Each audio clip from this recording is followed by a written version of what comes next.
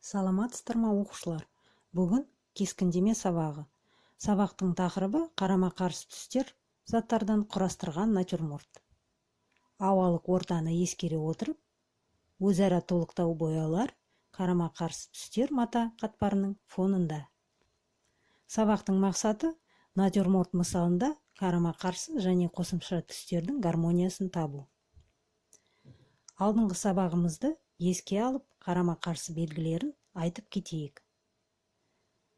Бірінші белгі – түрлі түс қарама-қайшылығы.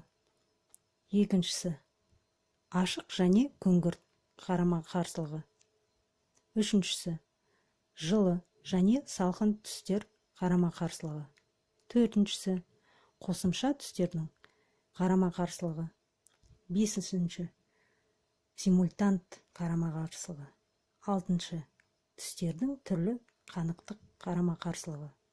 Жетіншісі – түрлі аудан қарама-қарсылығы. Жұмысты бастардың алдында біз натюрмортқа назарымызды аударып, талдау жасайық.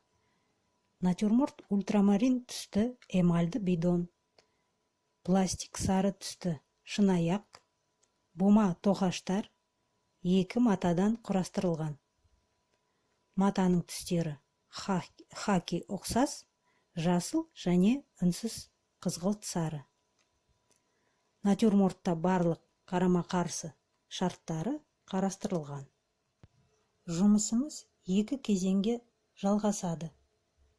Бүгін бірінші кезеңінде біз әдеттегідей қағаз бетіне натюрморттың жалпы композициялық орналастыруын және зат бейнелерінің сызықтық конструктивтік суретімен айналысамыз. Жұмысты жасау үшін бізге А3 және қарындаш қажет болады. Біріншіден біз қағаз бетін тік немесе көлденең орналасуын анықтаймыз. Ол үшін безерлеу әдісін қолданып, натюрморттың ені мен биіктігін өлшейміз. Мен отырған көріністе натюрморттың биіктігі басым алады, еніне қарағанда. Сондықтан мен форматты тік қылып бекітемін.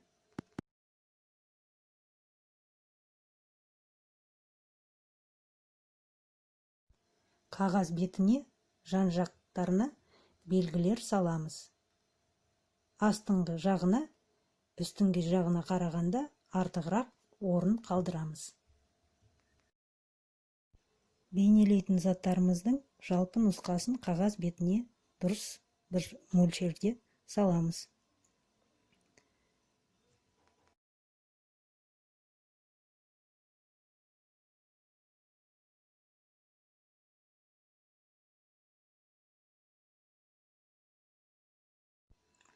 Заттарды жалпы сәл көрінетін сызықтармен орналастырып болған соң, біз олардың пропорциясын және өзара пропорциясының қатынасын анықтап, әрі қарай суретімізді жалғастырамыз.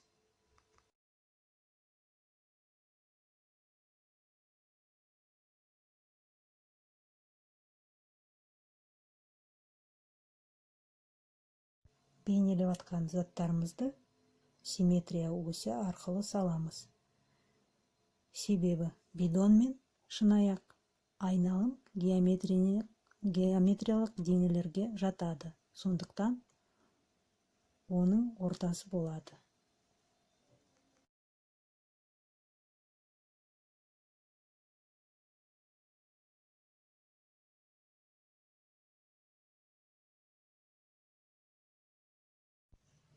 Заттардың қарапайым жалпақ формасын салғаннан кейін, біз осы денелердің көлемін көрсету үшін перспектива заңдылықтарын алға алып, эллипстерді саламыз.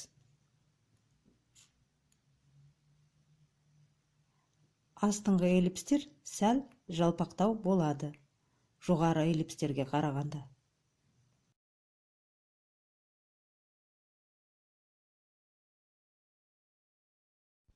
Мінеки оқушылар, біз заттардың құрылымын салып болдық. Енді стол жазықтығының қай жерден өтетінін нақтылап салып, мата қатпарының және ілініп тұрған тоқаштардың суретін саламыз. заттардан түсіп тұрған көлеңкелерді және заттағы белсенді жылттарды көрсетеміз. Оқушылар, бүгінгі сабаққа қойған мақсаттарымызды орындадық. Натюрморттың композициялық шешімін және сызықтық конструктивтік суретін салдық. Бөлген зейіндеріңізге рахмет. Келесі сабақта кездескенше.